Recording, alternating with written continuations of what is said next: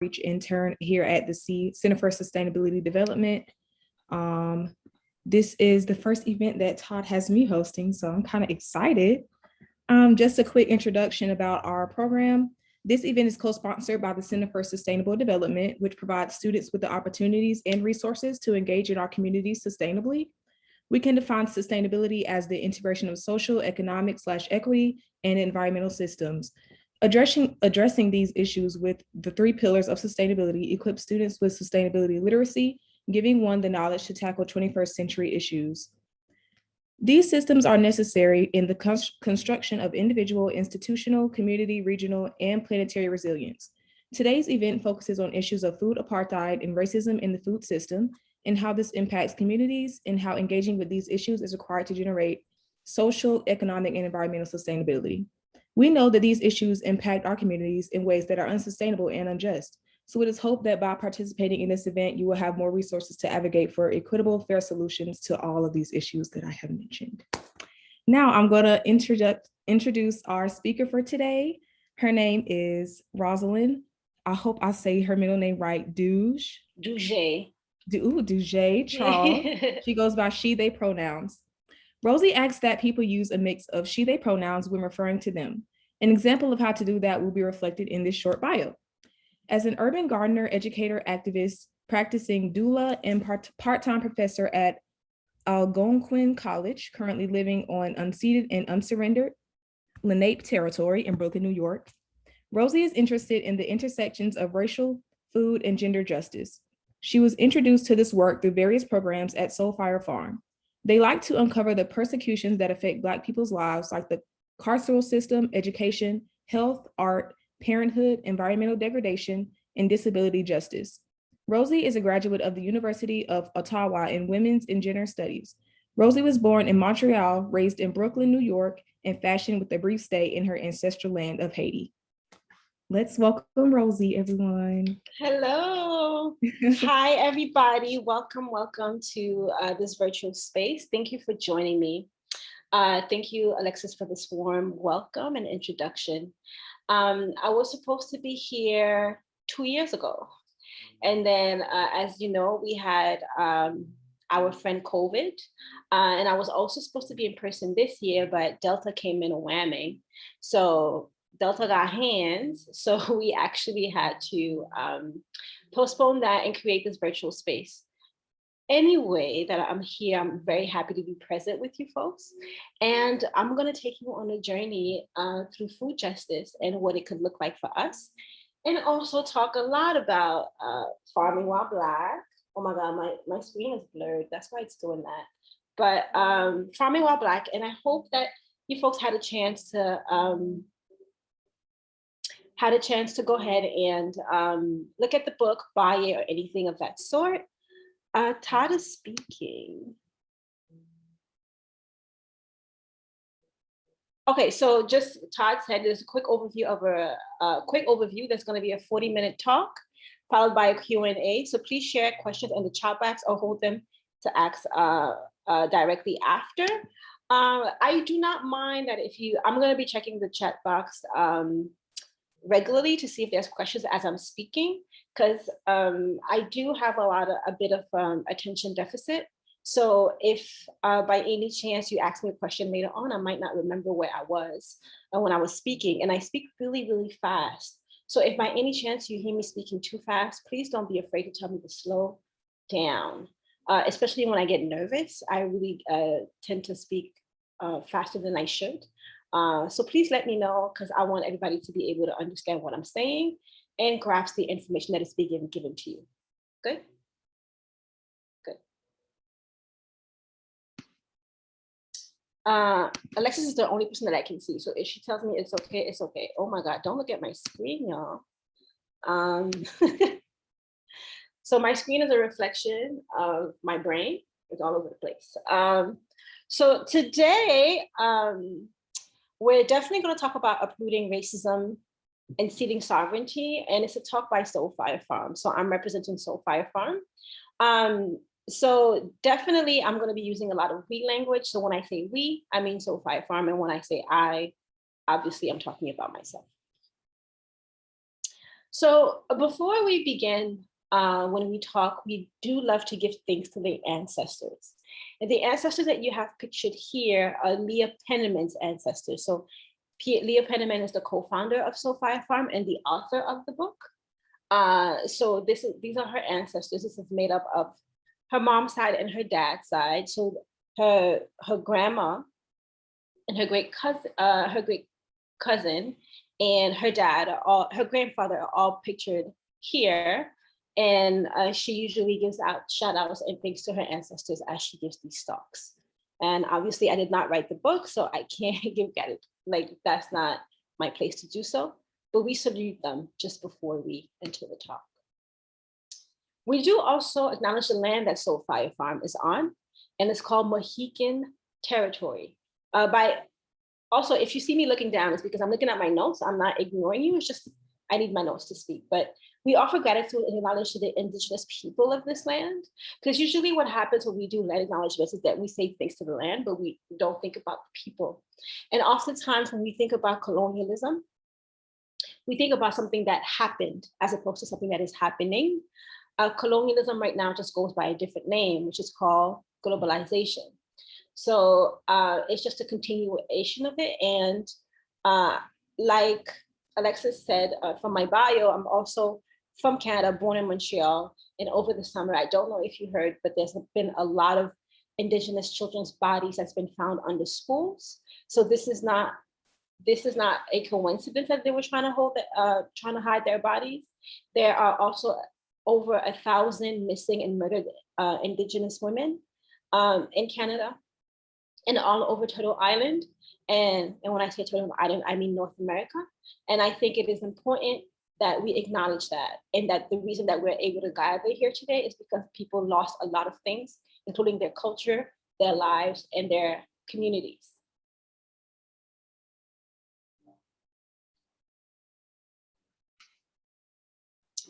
We also give thanks to our team members in the Sophia Farm family. I am not in this picture and I am salty about that, but that's another conversation. But we also give thanks to them because without them, it is not a work of one person, it is a work of many people. While I don't necessarily directly work on the Sophia Farm land, but let's say if I was to be working on the land and giving talks, the reason why I'm able to give the talk is because other people are working on the land. And it's really, really important that we uplift that, because a lot of times people see the person's face and think that that's the leader who does everything. But this movement around food justice is leaderless and is done by everyone around us.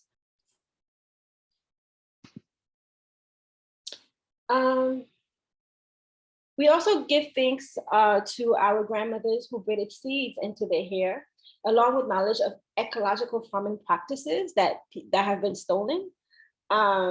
So I don't know if you know, but as a method of survival, and it's written in the book that a lot of enslaved people, when they were being captured, they braided seeds into their hair to know that when they got there, they would have food to eat. So a lot of seeds that you think are indigenous to North America are not, like okra, cotton, okra, cotton, sesame, black-eyed peas, eggplant, melon, black rice, amara kale, gourd, sorrel, African spice basil, black rice, pelargonium, coffee, palm, and the list is in front of you. So there's many, many more. So it is actually really important to talk about these foods because these foods have been brought over here. And also the some of the practices, so like the terraces, agriculture, the whole irrigation, rotational system, grazing, food preservation, and ash and ferment, raised beds, susus are like a collective way of like saving money. These are ways that we have been able to survive. And a lot of these things are now called all the things and giving credit to everyone else. And we want to give that back. The whole US has been built on the backs of Black people. So when we talk about our practices, ancestral practices, we love to talk about how the colonized West had a very different relationship to the land, and the way that they went about things. So it's like this idea of like hyperconsumption and like always consuming without thinking about having and being in relation with the earth that you have around us, and also being part of the earth. So the colonized West had a very different relation to food systems. And this relationship actually caused racial disparities in all aspects of the food system. From the sunshine to how they played, from labor to food. And this design that created those racial disparities was not an accident. It was actually designed this way. And we'll get into how. Is anybody familiar with this picture? Does anybody know what it means? What it represents? You have,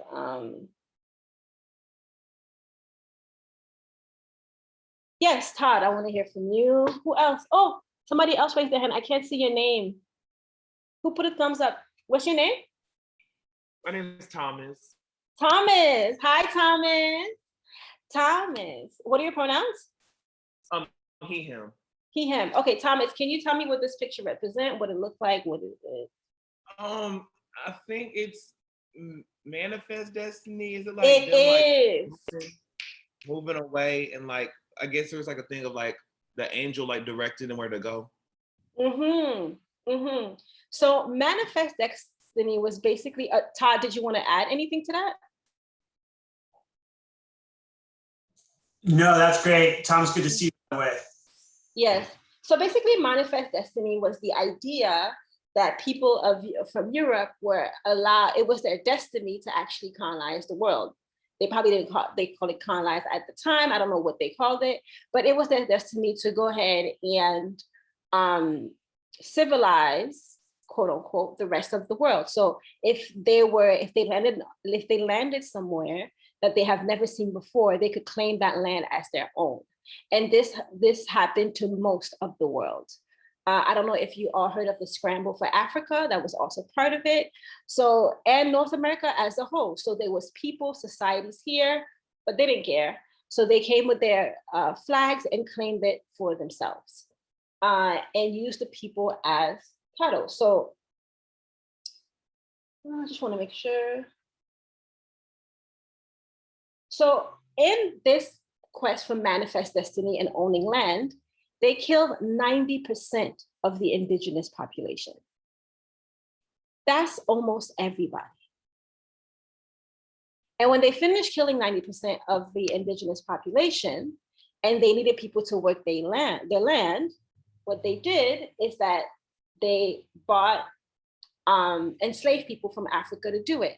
And when you think about it, it's not even a good business model. But anyway, so that happened, and there were about 12.5 million Africans were kidnapped by Europeans to work the land. And as you know, this lasted for centuries, about 400 years. And one thing that it is important to know about slavery and how it transformed into now, it was not any random African people who they kidnapped. They specifically targeted farmers because there was a lot of like rice farmers. There was a lot of kale farmers or crop farmers. And these people were targeted because they knew already how to work the land. And there's even a book called, I think it's Black Rice. I'm not too sure, but I think it's called Black Rice. And it's talking about how Black people who were kidnapped and brought over here were targeted specifically for their skills in farming. And sometimes, a lot of times, it backfired. It backfires particularly with the Haitian Revolution, because in the Haitian Revolution, not only were they farmers, but they were already free and they were soldiers. So because of that, that actually gave them a lot of leeway. And this is why the Haitian Revolution happened about maybe like 400 years after slavery started in 1804.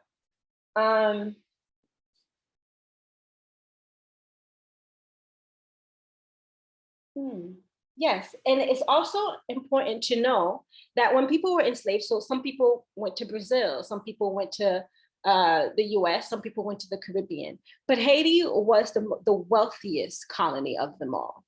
And I don't know, that's another thing about slavery too.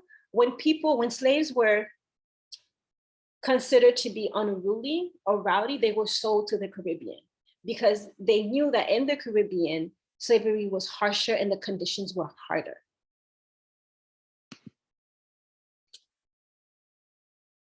Even though the 13th Amendment abolished slavery, hold on, there's somebody in the chat. Oh, even though the 13th Amendment abolished slavery, it did not end it. I don't know if anybody does chemistry. Yeah, it's chemistry. There's a quote by like a scientist who says, nothing is lost, nothing is created, everything is transformed. And it's the same thing for social science, which is in history, which is also a science, where things don't really change, they get reformed. And that's why a lot of people are against reform, because reform doesn't change the system in itself, it just changed the manifestation. And that happened with slavery. So slavery went from, we kidnapped people who were really good farmers, and now it's ending. So we have to create another system with that. So that's what happens when the 13th Amendment says, you are free unless you commit a crime and become property of the state. So it is, in other words, slavery by another name.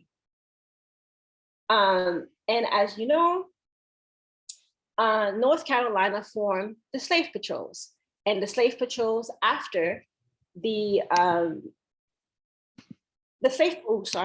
am I? Sorry, I am just like Todd, me and technology, we don't mix, but they formed the slave patrols in 1704, and the system was nationalized in 1793. Does anybody know what the slave patrols did? What were they for? What was their job?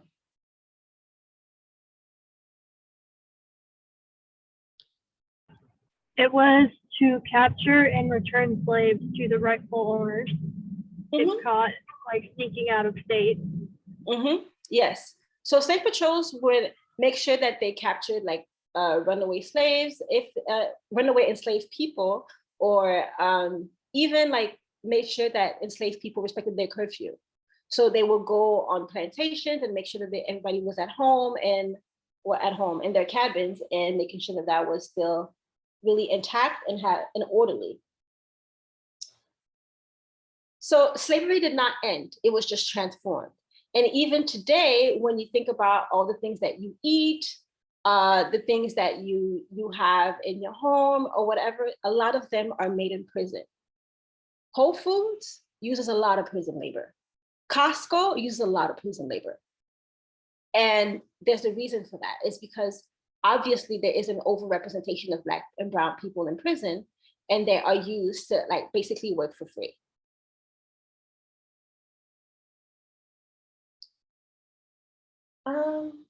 Is anybody familiar with sharecropping?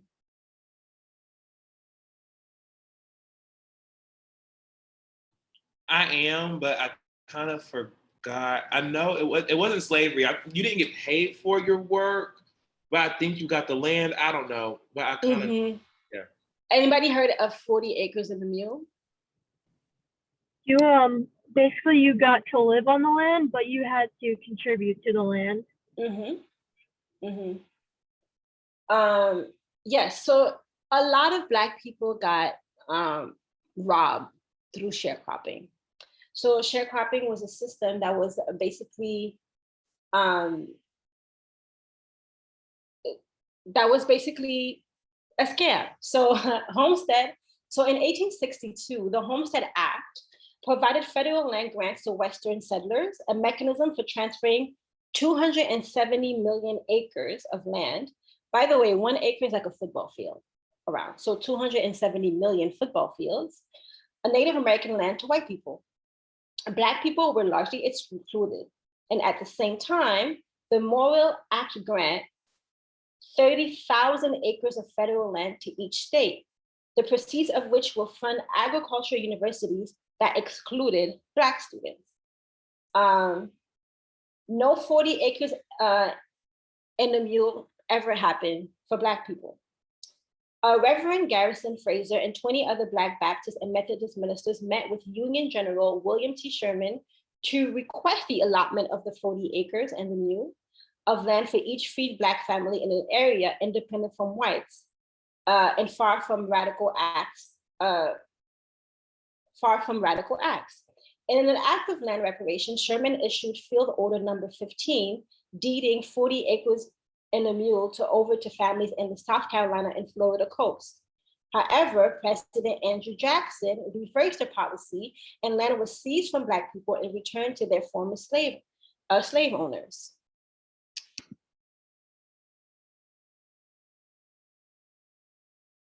Oh.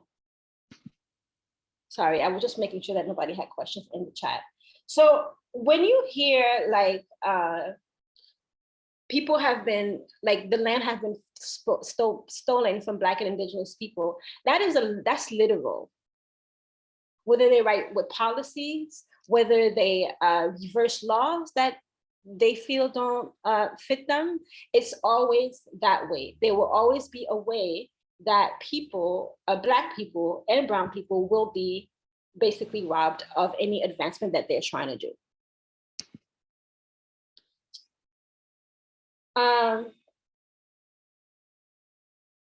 When people face acts of terror in their own land, they usually kind of try to go to the West, like a refugee crisis. We see what's happening in Afghanistan.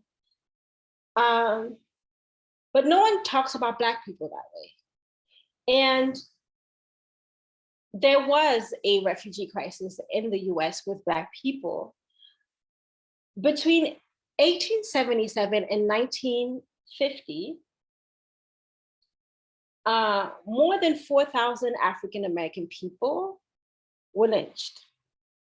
And in the 2-year period from 1900 to 1901, known as the Terror Campaign, 214 lynchings of Black people were reported in the South. And Black landowners were specifically targeted for not, quote unquote, staying in their place. So you have people you have the laws on one end, and then on the other end, you have people who are being targeted with everyday violence. So that creates a situation where people want to leave. So because they were targeted, Black people were also attacked for not removing their hats, for refusing to hand over whiskey flags, for disobeying church procedures, for using insolent language, for disputing labor contracts, for basically existing. So other attacks were intended to simply, what they will say, quote unquote, thin out the niggas a little. And in 1921, a white mob destroyed what we known as 1921, the Black Wall Street, and Tulsa. So economic advancement for Black people, any advancement that were made were always taken back. And in the present, theft of Black-owned land in one detailed investigation by the Associated Press alone said that white people violently stole at least 24,000 acres of land from 406 Black people, depriving them of tens of millions of dollars and often at the cost of their lives. For example, after midnight on October 4th, 1908, 50 hooded white men surrounded the home of a Black farmer in Hickman, Kentucky, and ordered him to come out for a whipping. When David Walker refused and shot at them instead, the mob poured coal oil on his house and set it on fire, according to contemporary newspaper accounts. He was pleading for mercy. Walker went out of the front door, followed by 4 screaming children and his wife, carrying a baby in her arms. The mob shot them all, wounding 3 children and killing the others. Walker's oldest son never escaped the burning house. No one was ever charged with the killing, and the surviving children were deprived of the farm, and their father died defending them. And this is not an isolated story. This is an account that happened over and over again. So there's nobody, no community who can survive that without deep reparation, without deep healing, without deep understanding of where they are starting from. Because no one is going to finish the race the same, even if you run the same, even if you run faster. If somebody had a 400-year head start, no one is winning. We're never going to win. Closer to today, like 1942, US and Mexico established the Bracero, now HQ, to bring 200,000 agricultural workers to the US each year. Many workers experience wage theft, poor living conditions, lack of medical care, no rights to collective bargaining, none of that. So when we think about how people really wanted to work hard, like they're not, people of color and Black people, like people say, oh, they come here, they steal our jobs. No, they're jobs that you're actually not gonna do. I was watching a video this morning, and a Haitian woman was saying, I'm Haitian as well, and I speak Creole. And this woman she was saying in Creole, she said, I don't understand why they're doing this to us, saying that they don't want us to come and work here, because when we work here, first of all, we get humiliation. We come and wash your dishes. We do the work that you don't want to do. So I don't understand that now it's all of a sudden that we can't cross the border. But when you need to come on vacation, you come to our lands. When you want to eat spicy food, you come to our lands. So we're only here for your labor, but you will never see us as people. And I don't know if you folks seen the images of people getting whipped like it's freaking 1691, but it's actually happening right now. So even though I'm talking like a little history, it is important to be able to be cognizant of how these things are happening, because Haiti was a really, really big producer. But once Haiti was not producing for the West anymore, this is what's happening.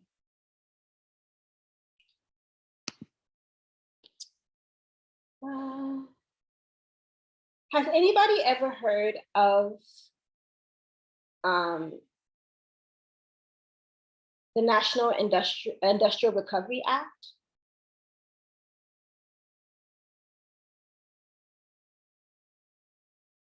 Or the Agricultural Adjustment Administration, Social Security Act, any of those? National Labor Relations, Fair Labor Standards? I don't know if anyone has ever worked for a labor union, but yeah. So a lot of farm workers after slavery, after sharecropping were Black, a lot of them, right? And the National Industrial Recovery Act, the Agricultural Adjustment Administration, the Social Security Act, the National Labor Relations Act, the Fair Labor Standards, all of them were enacted after the Great Depression to protect worker rights and bolster the economy, because a lot of people didn't have money. But these acts categorically excluded agricultural and domestic workers. Domestic workers and agricultural workers were mostly Black. So the statutory exclusion of agriculture and domestic employees was well understood as a race-neutral proxy. But it wasn't race neutral, because in result, the impact of that was that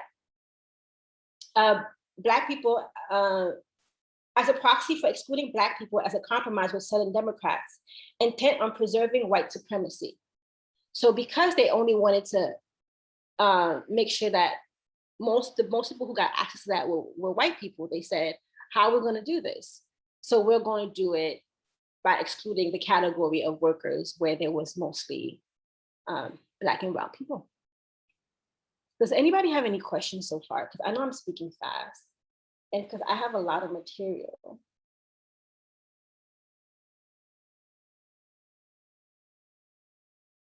No questions? Okay, great. So Black farmers and Black farm workers, we have arch nemesis. We call them the FDA. The FDA oftentimes discriminates against Black farmers. So throughout the South, the USDA agents withheld crucial loans, crop allotments, and technical support services from Black farmers, as well as excluded them from SDA county committees. I'll give you an example that is in the picture. For example, when Mississippi farmer Lord Schaffer went to the USDA office to apply for the program to which he was entitled, on 3 separate occasions, the white FHA loan officer took Lord Schaffer's loan application out of his hand and threw it directly into the waste bin. Once Lord was kept waiting 8 hours from the time the office opened until after it's closed at night, while white farmers came and went all day long, conducting quote unquote business. By the 1950s, the USDA program had been sharpened into weapons to punish civil rights activity. In 1965, the US Commission on Civil Rights, an independent agency treated by the Civil Rights Act of 1957, to investigate and report on a broad spectrum of discriminatory practices, released a highly critical study revealing as how the ASCS, the FHA, the Federal Extension Service, bitterly resisted demands to share power and resources with African-American farmers, leading to a precipitous decline in Black land ownership.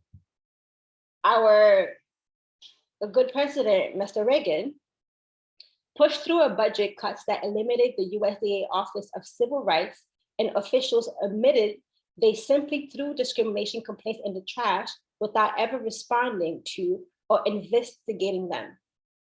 Until 1996, when the office reopened.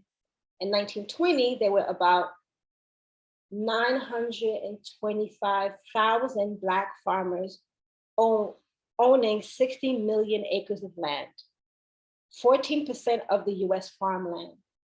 By 1970, 90% of the farmers and the farmlands were lost to the Black community.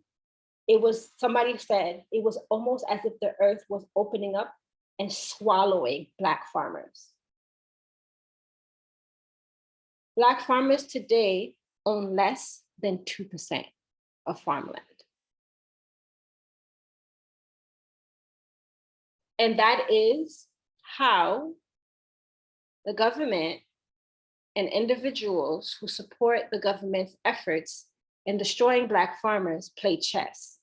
It's a long game, and it will be done through policy, it will be done through laws, and it will be done through acts of terror.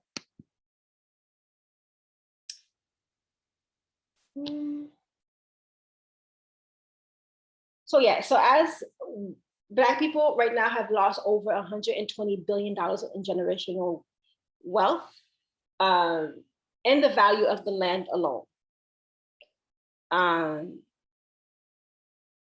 So Black farmers operators land 51 billion, that's the value in 2012. White farmers operators land 4.3 trillion. Trillion, I don't even know who has $1 trillion in the world. I don't know if that even exists. And I want to, and of course I'm speaking to a university, a college in the South. I also don't want to say that it's only a Southern thing and it only happens in the South, because I think people in the North do that a lot, say, well, it's the South, it's over there. And it's funny because the further up you go, the more it actually happens. So Canada will say, well, we're not like the US. And then New York will be like, well, we're not like the South. But I'm always like, like really bad, we have to talk, because there's different ways and manifestation that racism happens. Once again, it's never lost, it's never created, it's transformed. So how does it happen in most Northern states? So this is mapping this is the effects of like NYC, basically. So you have redlining and wealth. Has anybody ever heard of redlining?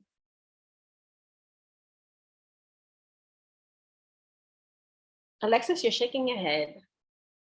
What is redlining?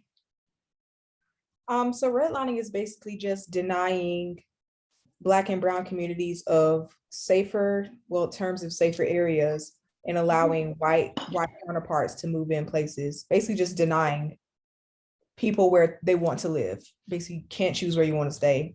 Mm-hmm. Yeah. Mm-hmm. And I live in New York, right? So I see it. And New York is who. So I live in a predominantly Black neighborhood. Where I live is called Wicksville, like Wicksville, Crown Heights. But yesterday I went to a neighborhood called Greenpoint. I didn't even know I was in New York. It was quiet. And it was quiet. I thought I was in Canada. And most of the people who lived there were white. And they had their produce look real shiny. It was looking really nice. I saw like 3 grocery stores in a matter of 3 blocks. There was one on every block. And that's not how it is where I live, right? And so redlining has been here since like 1934. And in redlining, so what they would do is that they will call, like, let's say a hazardous neighborhood, they will call it that. Or neighborhoods that were like still desirable, they will call it blue. Hazardous, they would call it red. The kind, they will call it yellow.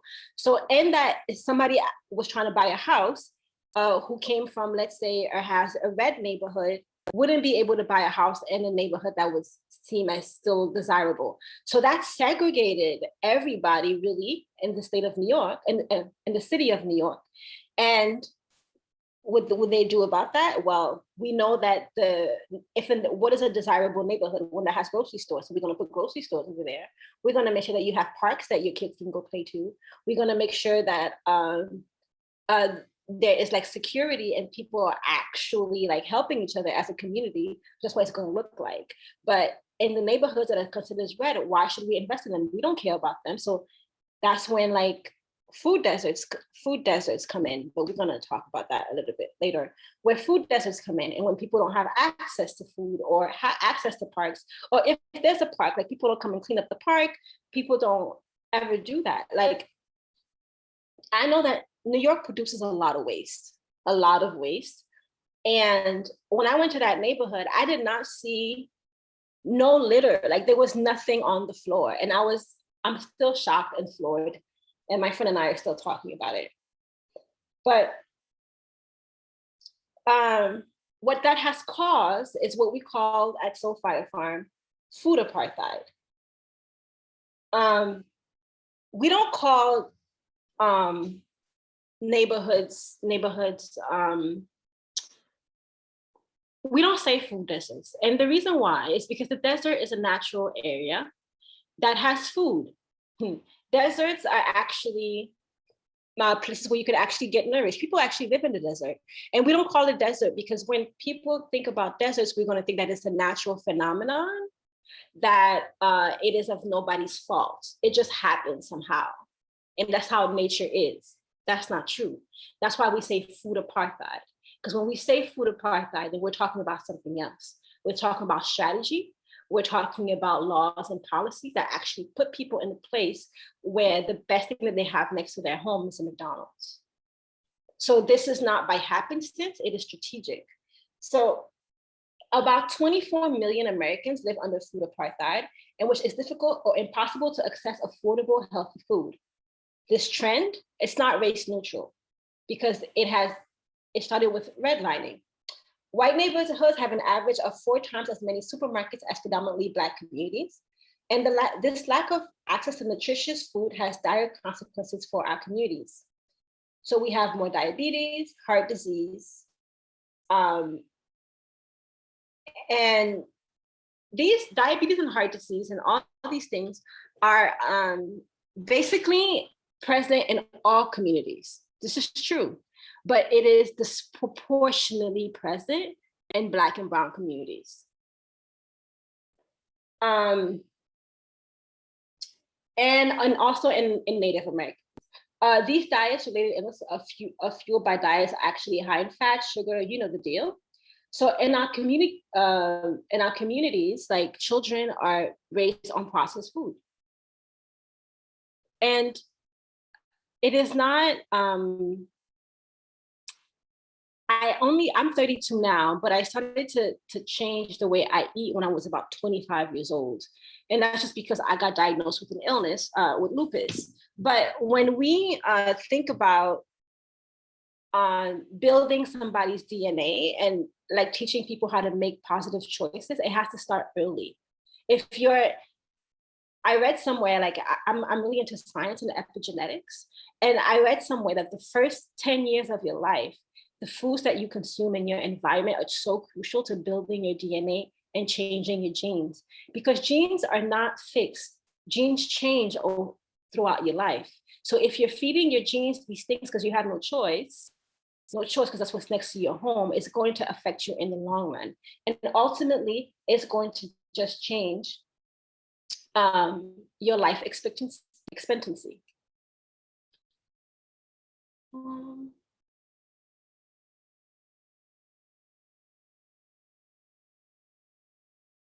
So in 2015, we found that 80% of farm workers were Latinx, while only 3% of farm managers were Latinx. Farm workers are given low wages, are exposed to pesticides, and do not have the right to collectively bargain. In 2015, we also found that the average wage for a white farmer is $12.04 per hour. That is still abysmal.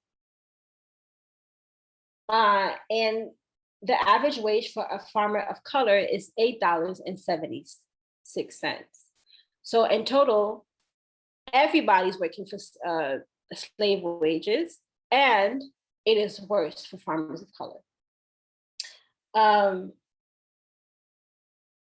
So there's ways that we can fix that, and we're going to talk about that soon. But I want to show you, oh my God, please. Okay, so I'm sorry. So I was doing this research last night. So the stats that I said about like Black people own 3% of the land is wrong. Because that was like a survey from 2013. The 27th USD census says that we own 0.5. And Latinx people own 0.2. And white people own 98.8. So basically we own nothing. That's nothing. And we went from 14% in the 1930s. That's huge.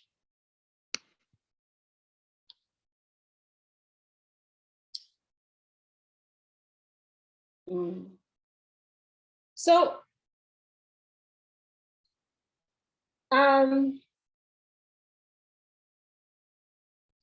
this has also a big effect on the land.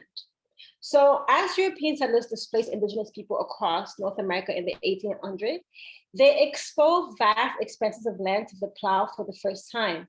It only took a few decades of intense tillage to drive over 50% of the original organic matter from the soil into the sky as carbon dioxide, which prairie loam soils that were once held 8% organic matter or more were reduced to less than 4% on average. The productivity of the US Great Plains decreased 71% during the 28 years following that first European tillage. So first you take away the people, you damage them, and then you damage the land. This all happens simultaneously. Industrial agriculture is responsible for 24% of climate change, 70% of water use, and 30% of land use. Environmental impacts of climate change, pesticide exposure, harm communities of color disproportionately. Communities of color and cities, they live next to plants, they live like next to highways. I don't know how many people I know who have asthma. And that is not like, it's such it's so common. And as somebody who lived in Canada and in the US, I've seen, and I'm not saying that Canada is less racist in the US, it's just that the manifestation is different. But the amount of people that I know, young people that have asthma because of where they live or have been exposed to cancer, I should do more research on that because that is actually exponential.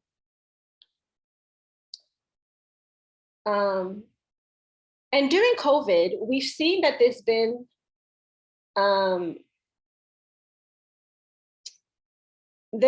like multiple pandemics, and people see like COVID, like, yes, it's a public health thing, but it's also an environment thing. COVID showed us that the earth is tired of human beings. And COVID wants to mutate until she can take all of us out. And we've seen within this pandemic, multiple other pandemics. We've seen the killing of people. We've seen the killing of people in their homes, and it was exposed for the world to see. But it also revealed faults in the industrial food system and racial capitalism, and the way that like destroying people of color helps capitalism function. And we could not ignore it anymore.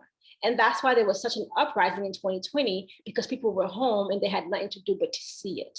They have to see and experience it on TV. Even though people of color and Black people have known this for ever, like we've been like, well, where have you been? I mean, I'm 32 years old. I remember the first killing that I remember vividly was at NYC. His name was Amadou Diallo. And that was, I think, in 1998, 1999, somewhere around there. So it's been a reality of our lives where people had to be exposed to it and saw it.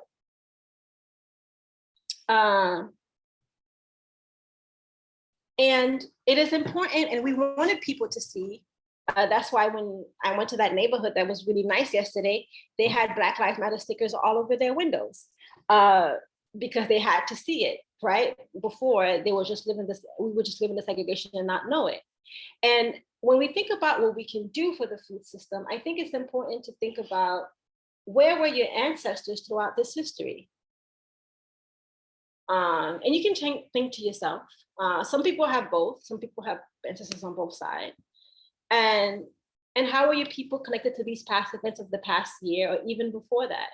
And I think it's important to think about that, because it could think about what benefits that you have that you can use to actually do create a change. I'm going pretty fast because I want to have time for questions before we end.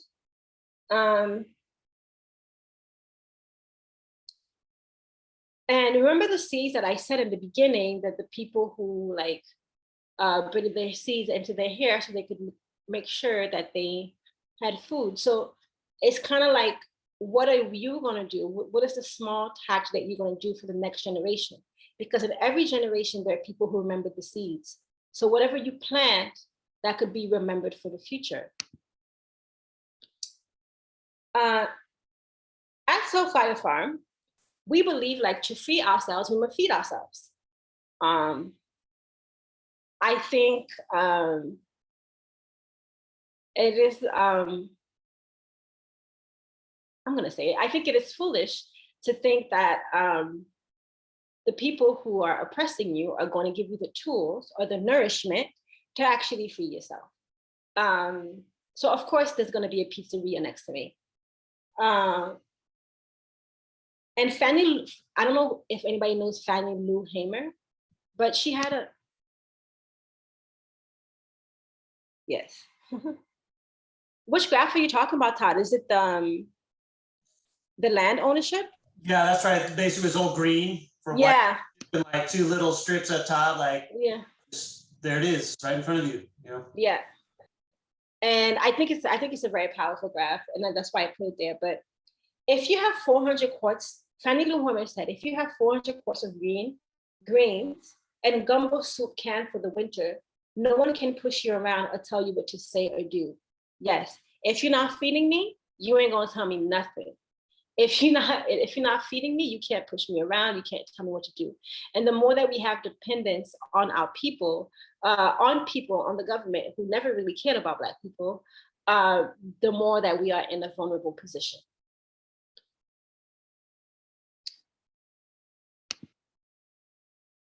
And we want to talk about some of the pioneers and how they helped the advancement of Black people. Does anybody know who this person is?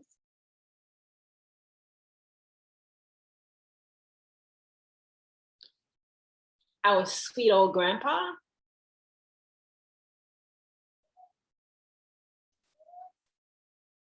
No, okay, so this person is George Washington Carver. Anybody heard the name before?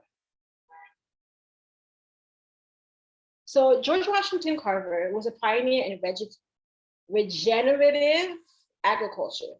One of the first agricultural scientists in the US to advocate for the use of leguminous cover crops, nutrient-rich mulching, and diversified horticulture. Carver was dedicated to the regeneration of depleted southern soil and turned to legumes such as cowpeas and peanuts as a means to mix nitrogen and replenish the soil. He believed that the cowpea, a crop indigenous to Africa, was indispensable in the crop rotation, noting that a soil's deficiency in nitrogen can be made up almost wholly by keeping the legumes, or pod-bearing plants, growing on the soil as much as possible. In addition to promoting cover cropping, Carver experimented with and advocated for compost and manuring to address deficiencies of the cotton belt soils. And he believed that the forest was a natural fertilizer factory containing trees, grasses, and debris that produced countless tons of the finest kind of manure, rich in potash, phosphate, nitrogen, and humus. So I think it is really, really important to like uplift people like Carver, because when we think about regenerative farming, this is not the face that you're going to see. So if you want to do more research on George Washington Carver, there is plenty out there and books about his work. So this is the Soul-Fire Farm family.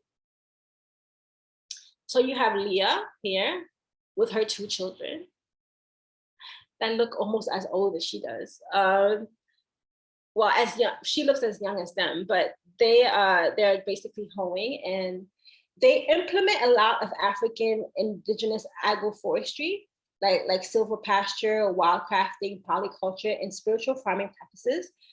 And they regenerated 80%, they regenerated 80 acres of mountable land, producing fruits, plants, medicine, pasture-raised livestock, honey, mushroom, vegetables, and preserved for the community. So basically, when we think about Soul-Fire Farm, we only farm on 5% of the 5 acres, and we leave the rest of the 75 acres to actually regenerate itself. And they have done that, and they have brought back many, many animals that were once not there, and that had left because in that area nobody was taking care of the land. So the work that they do at Soul-Fire Farm really, really, really explicitly shows a very big relationship with the land. So how do we talk? Like every time we're on the land, we greet the land every morning before we work the land, before we have breakfast. We make sure that we connect with the land in a way that is has a symbiotic relationship, and that we are part of it and not just extracting from it. They also were able to restore soil carbon to pre-colonial levels, and sequester 50,000 pounds of carbon in the soil, and restore 12 plus native plant species to that area.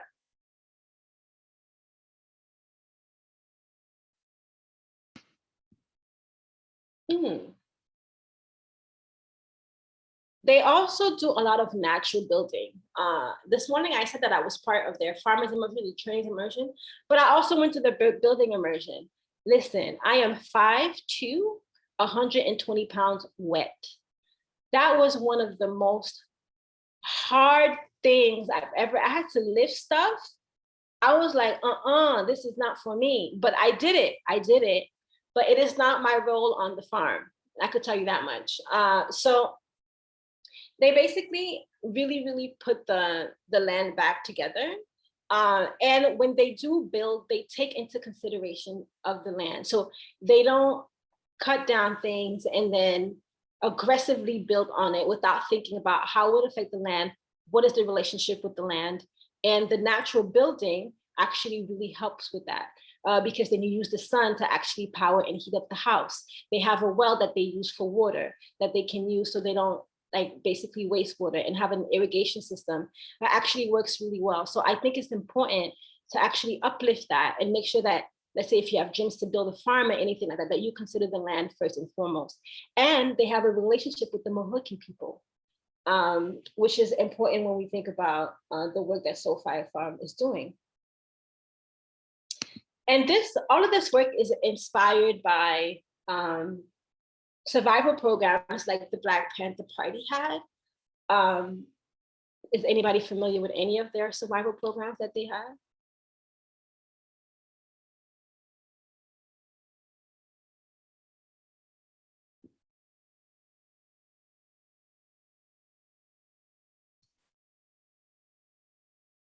Well, they did a free breakfast for the children. Yes. So the Black Panther Party had a free, who said that, by the way? Me, Claudia. Claudia. Hi, thank you, Claudia. So they had a free breakfast program, and this is what the US has modeled. If you had free breakfast in elementary school, I built had, although I remember those breakfasts that I had, and it was not, anyway, those free breakfasts that they had in elementary school, that is due in part to the Black Panther Party.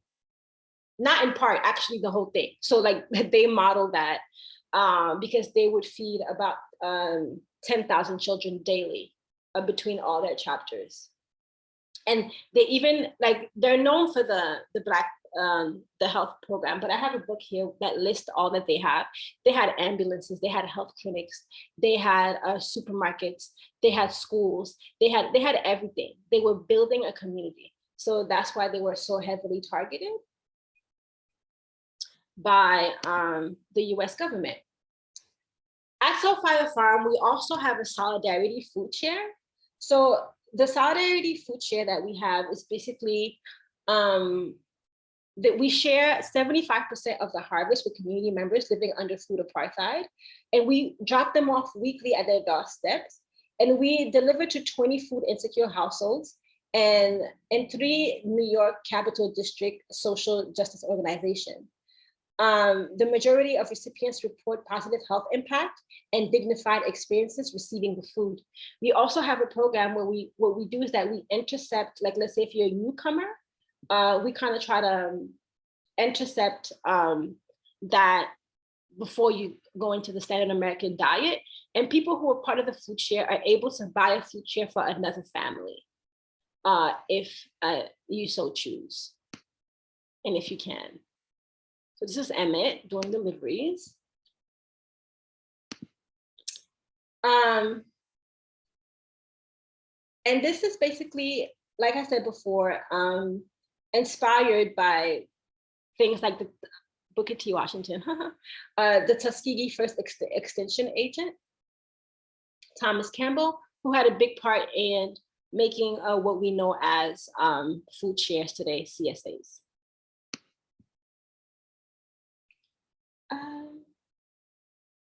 At Soul Fire Farm, so far, we have trained over 500 new farmer activists through our weekly Afro-Indigenous Farmers Immersions and Building Immersions. And we even give them in English and Spanish now, because as you've seen, like most of the farm workers are Latine. So because of that, we actually really care for, and at least 50% of the graduates go on to work as growers, rural land stewards, and or food system change makers.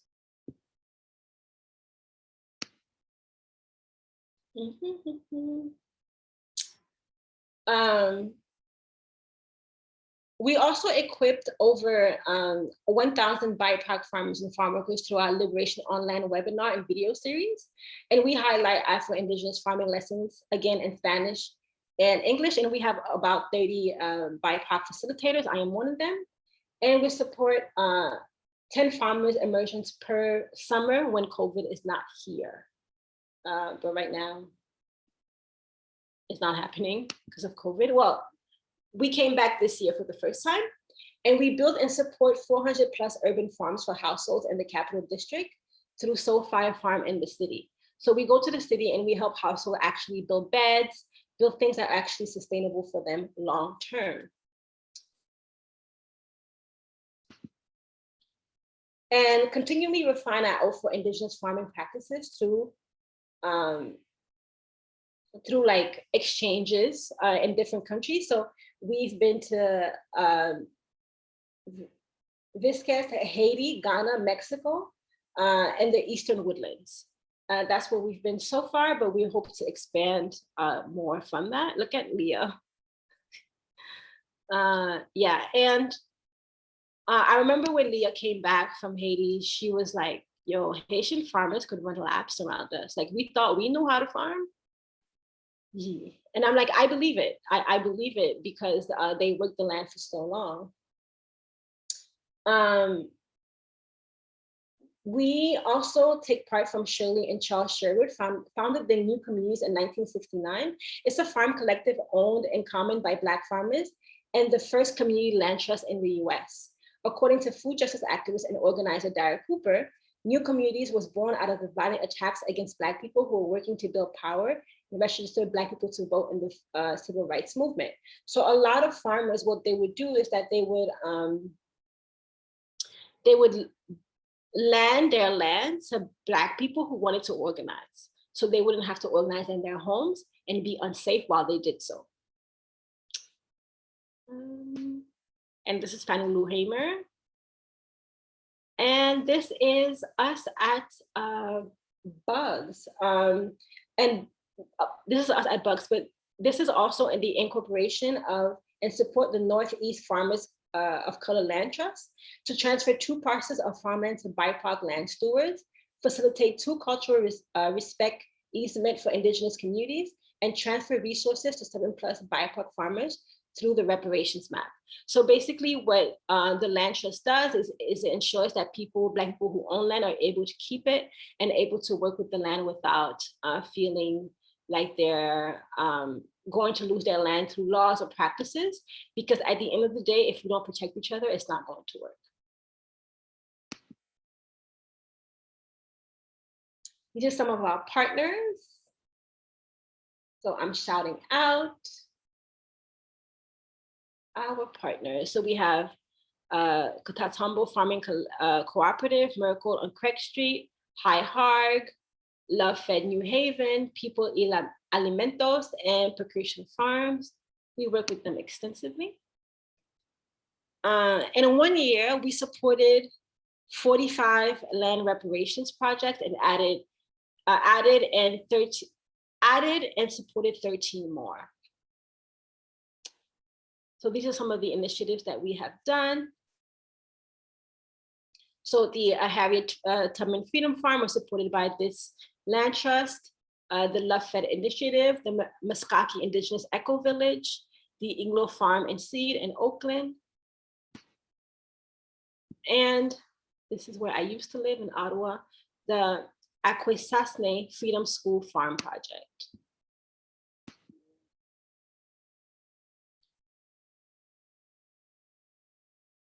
Yeah, because like I said, it is important for us to understand that Black farmers play a crucial role in the civil rights movement.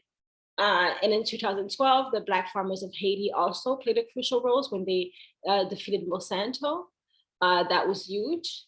And other initiatives that are around the world in North America, we can't forget about them because they are the blueprint for how we're going to need to be doing this in the future.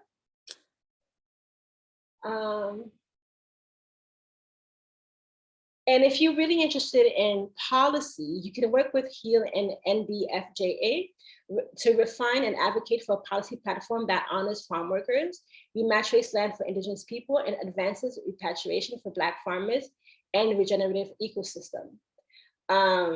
With our sibling organizations, we were able to refine the North Star of our work and collective movement strategy. It's a lot of work. I'm not saying that it's not, but it is very much worth it. So these are also, National Black Food and Justice Alliance, the Breathe Act, the Heal Food Alliance, the Black Farmers Fund. If you're into policy, these are all people that you can actually connect with. If you want, Todd, I can send you a list so the students could know. And these are some of the pictures of, this is Leah when she was younger in Ghana and integrating healing practices into her farming. And I think it is important to always say thank you. So that's why we take pride in shouting out people who we are working with, because we have to say thank you.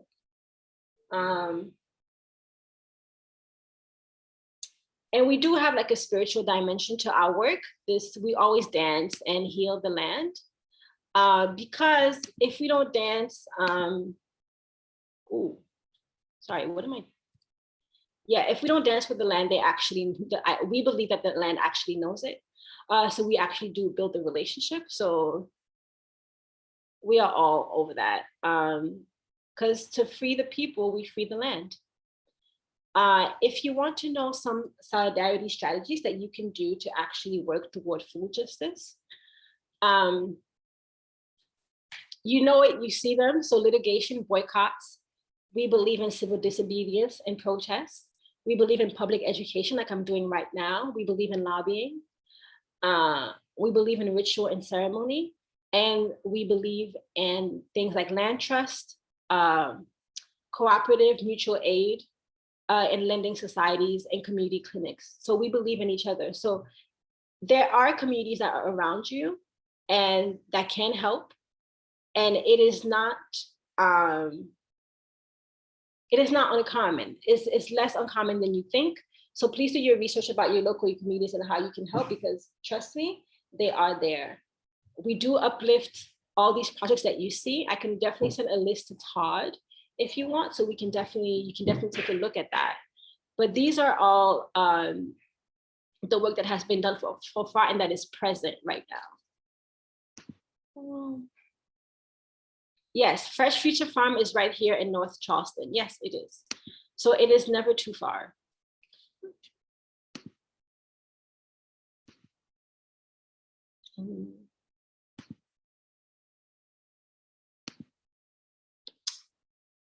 There is more action steps here. So on this website that you can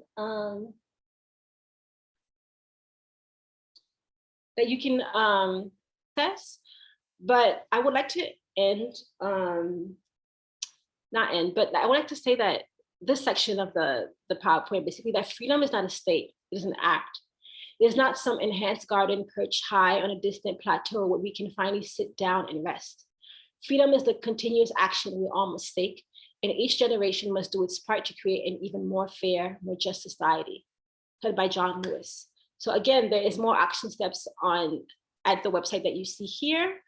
I don't know if I can copy paste it. No, I can't. I'll try to send a comprehensive email of like, of list of actions that you can do. But at So Fine Farm, we usually have a quote that we read from, I don't know if anybody ever read Son of Solomon?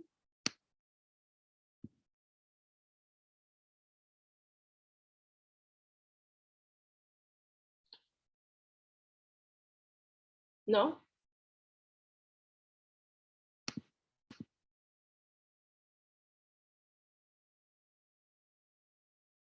Oh, bye, Thomas. I hope you have fun in your meeting. Oh, okay. If nobody has read Son of Solomon, but I want somebody to help me read this quote. So I'm going to leave it up to fate.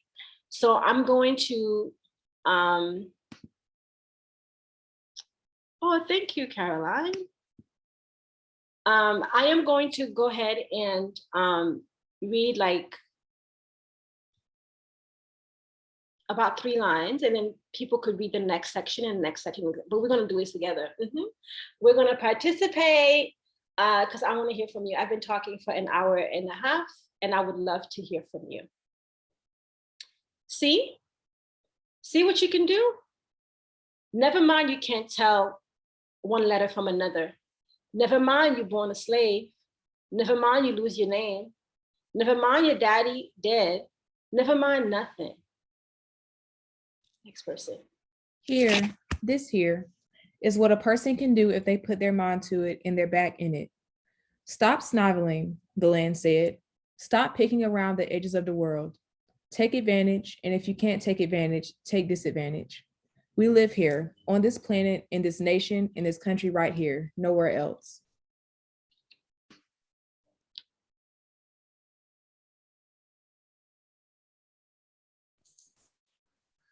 We got a home in this rock, don't you see? Nobody starving in my home, nobody crying in my home. And if I got a home, you got one too. Grab it. Grab this land.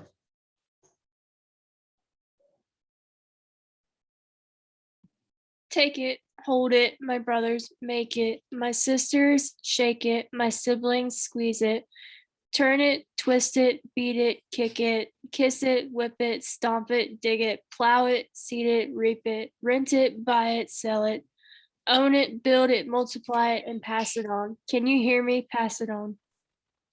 Toni Morrison, Song of Solomon. It has been adapted for gender inclusively. Thank you so much for reading that with me. Who else read? I want to know the names of people who. There's Todd and who? No, Alexis, I know. There was a third person. My name's Caroline. Carolyn. Oh, hi, Carolyn. Thank you so much. Thank you so much for this. I am glad that you folks enjoyed it. I hope that you learned so much. And right now I'm open to questions. Ooh, I need some water. Thanks, Rosie. No Rosie, do problem. you mind stop sharing your screen so those who are left, we can turn our cameras and be able to see you a little better and each other. And y'all, please, amazing presentation right there, y'all, of history and passion and education and uplift. So hopefully there's some good questions for Rosie. Just turn your camera on and so Rosie can see you and please ask some questions.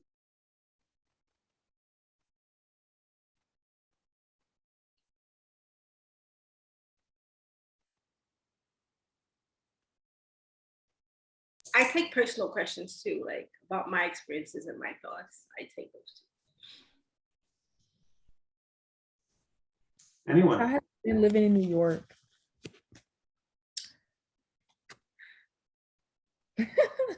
New York is its own country in a lot of ways. I am being challenged to know how I can help in the food justice world. I have community gardens that I'm planning to work on, but I'm also learning that I am from New York and I'm also not, because I wasn't born here, but my family's been here for like 30 years. Like I was the only one in Canada. And I think it's important for me to know my place in the way that I'm working with food justice, because there's other people here already doing the work. So I'm not gonna come here and try to be a leader, but I will try to be part of the community and play my role there. Because whether I do, okay, I went to elementary school here and I was in junior high school here, but a lot of my adult life and young adult life, I was in Canada. So I do bring a certain level of gentrification to the area. And that is because of the privilege that I have been, and I need to be cognizant of that and how I move through the city for sure. And that's also like part of justice, right? Like how am I making sure that when I go outside and I try not to shop at like Whole Foods, you know, even though they have really good produce. But I go to the farmer's market, or I make sure that I'm subscribed to the CSA. Like there's a Black CSA here, and like I pay for my produce there. And there's like a little Chinese supermarket, and they have some organic stuff. It's pricey, but it's going to be the price that I pay because because of my role here.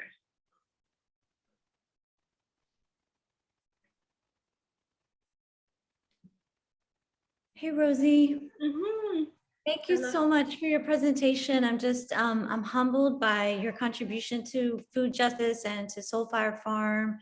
And just, it hasn't even been around that long, and it seems like it has done so much in such little time.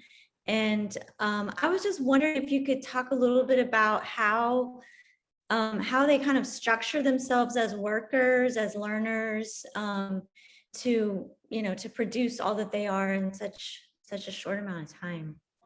It's, yeah, like SoFi Farm hasn't been there a long time, and it grew really quickly. And especially after the coming of the book, because I was with SoFi Farm before the book. So there's SoFi Farm before the book, and there's SoFi Farm after the book. And that is two different things, right? And they work hard. Like I have never seen that kind of level of production. And the people who work there, like when we have our builders immersion, people who work there usually also do the immersion. So they're farming and they're doing immersion. So that's why like volunteering is really a big thing in SoFi Farm.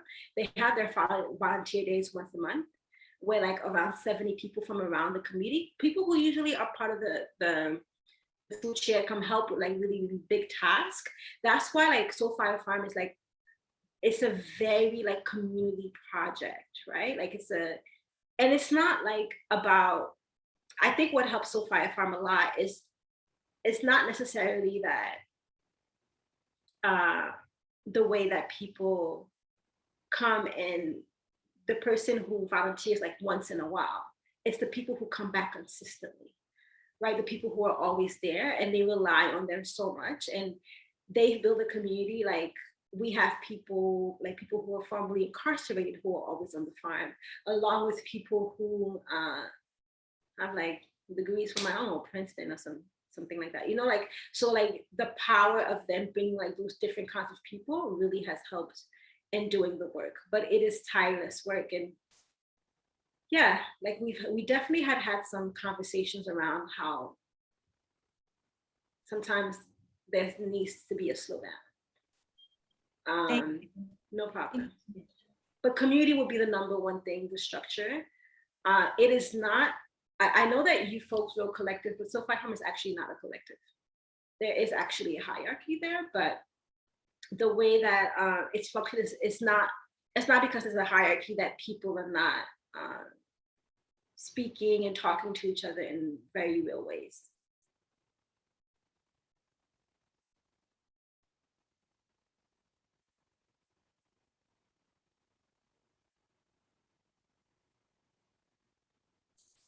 That was a good question. Thank you. Yeah. Any students, other questions before we wrap it up? Any students still on the call? Anything to ask Rosie? Rosie, I got one then. Again, thank you. Amazing day with you today. Next time we'll get you down here, but when it's safe, right? I was so excited to come. Let me tell you, I was like, it is warm down there. I want to be able to walk slow. I want to be able to like eat some Southern food. Yeah. Ooh, COVID. Anyway, yeah. Yes. We'll do it. So we'll do it next time. But what would you suggest to students as classes they should take, even major? What skills do you wish you had gotten at college as an undergrad to help you be more of an activist on these types of issues, right?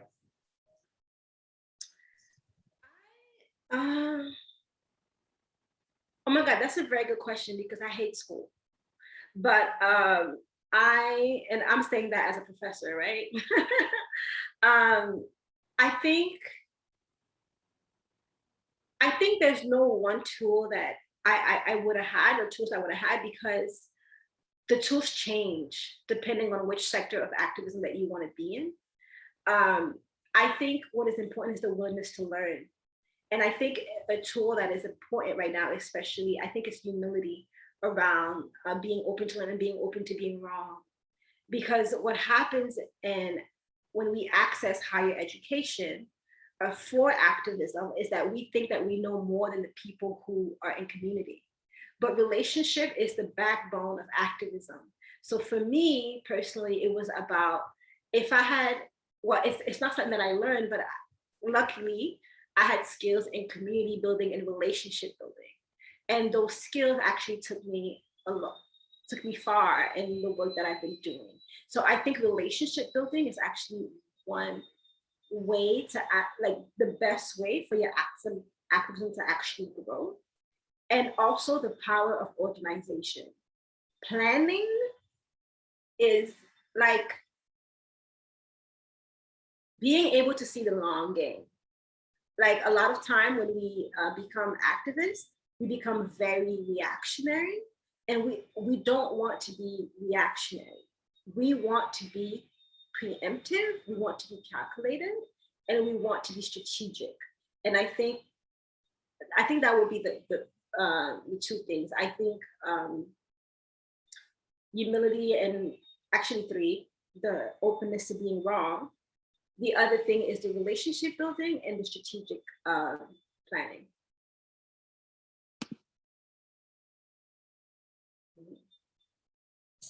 So students still on the call, thanks for hanging out. But I think what Rosie is saying is invite yourself into community building on and off campus while you're here, even if it's 4 years. Get to know people, show up.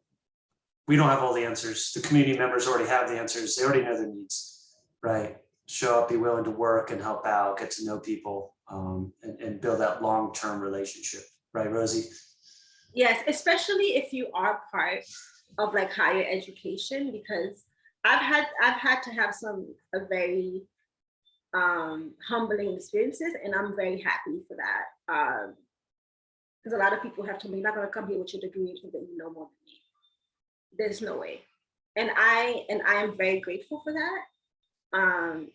And I'm very grateful that I'm scared of embarrassment, so I would be quiet really, really quickly. But I think it's really important, because we can talk about intersectionality all day, but some people may not use the term intersectionality, but they will tell you how the system affects them in very real ways.